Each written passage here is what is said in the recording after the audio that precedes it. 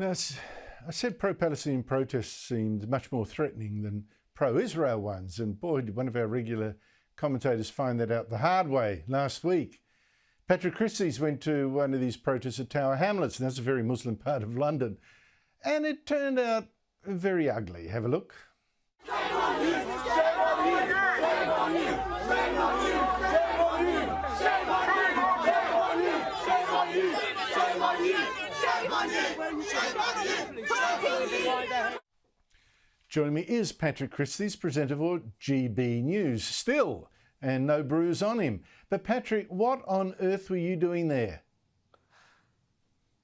OK, so we have had now a series of pro-Palestine demonstrations here. They initially started taking place just on Saturdays. Now we've got them on Wednesdays, we've got them on Thursdays, we've got them any other day of the week that they fancy it as well.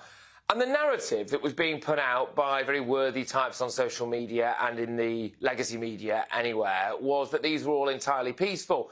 I went to go and have a little look because what they started doing was taking children out of school to go and protest about calls for a ceasefire, and they were also turning up at MPs' offices, and that's what we saw there, a Labour MP's office, because they had not voted for a ceasefire.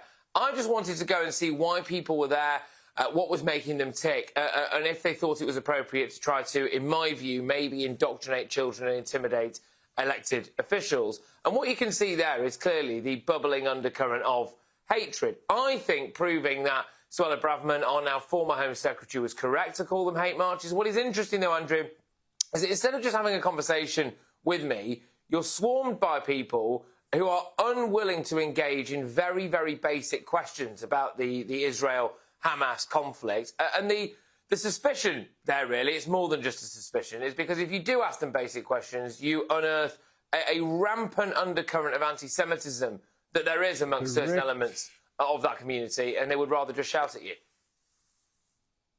Well, did you feel threatened there?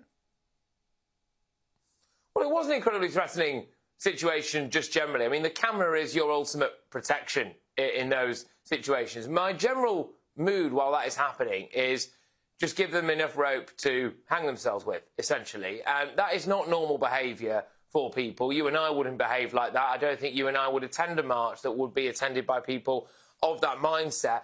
And, you know, frankly, it is quite interesting to note, I think, how quickly a mob can turn. And I just wanted to try to show the reality there. You know, our BBC, Sky News, Channel 4 News that we have over here, some of the big ones, ITV, have not got in amongst it yet, but they are very willing to talk about how peaceful these protests are really and the kind of views that are on display there. I did, for what it's worth, attend a campaign against anti-Semitism rally on the Sunday, and that was entirely peaceful, and you can make of that what you will.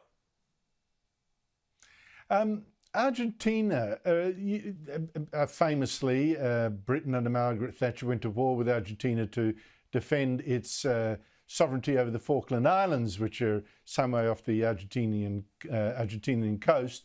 Well, Argentina's new president-elect, Javier Milei, I mean, I introduced him to viewers yesterday, screaming obscenities, dressing in comic characters, brandishing a chainsaw. An economist, an iconoclast, a crazy guy, says he now wants the Falkland Islands back. But your Prime Minister has warned that sovereignty is not up for negotiation. Where is this going to go? Well, initially there was the threat of, is this nutter going to try to go to war with us? And there is that polite reminder to this chap that, you know, we did send the Argentinians packing not so long ago at the cost of around 250 British service personnel and around 690, I think it was, Argentinians. He has said that he wants to try to reclaim it through diplomatic means. Well, the people of the Falkland Islands have spoken. In 2013, they had a referendum there on a turnout of 92%. 99.8% voted to remain British. In fact, just 3 people decided that they wanted the Falklands to not remain British. So from a diplomatic perspective, that's where we are. Grant Shapps, our Defence Secretary, has seen fit to send a warship back to the Falklands just in case. I do think that Javier Milei has got his hands tied, really, because you can't really say to the Argentinian people that you don't want them back. But look, I suppose the message from the Brits is back off their arse. So many flashpoints now suddenly emerging all over the world. But let's finish on some good news, Patrick. Warmed the cockles of my heart, it did. Harry and Meghan apparently want an invite to Christmas with the royal family. You know, it's all gone sweet. I don't know that why did they do this, leaking this kind of stuff to the media? Because I don't know that came as a welcome Christmas gift to the royal family itself. What do you make of it all?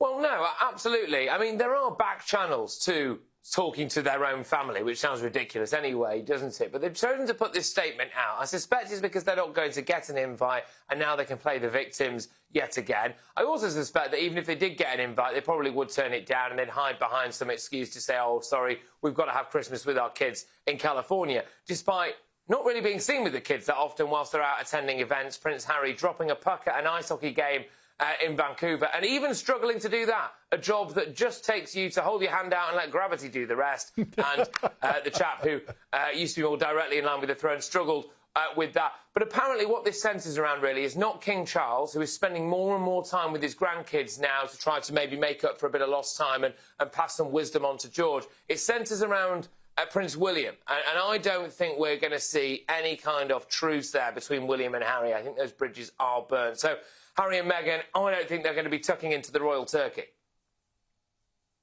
Well, I think it's even more than that. I agree with you there, but there's one other thing. William would know that they're just looking for more material for another book or another revelation. They're running out of horror royal stories, aren't they? Yeah, I mean, there is the genuine, very real risk that Harry and Meghan would turn up wearing some kind of wire, or that they would bring Netflix cameras in tow, or that every single thing that's spoken about over that dinner table would find its way into a Netflix documentary or Patrick, a Spotify podcast or whatever else they've had to do. They've done it before. Why wouldn't they do it again? Patrick, great to see you again. Talk to you next week. Goodbye.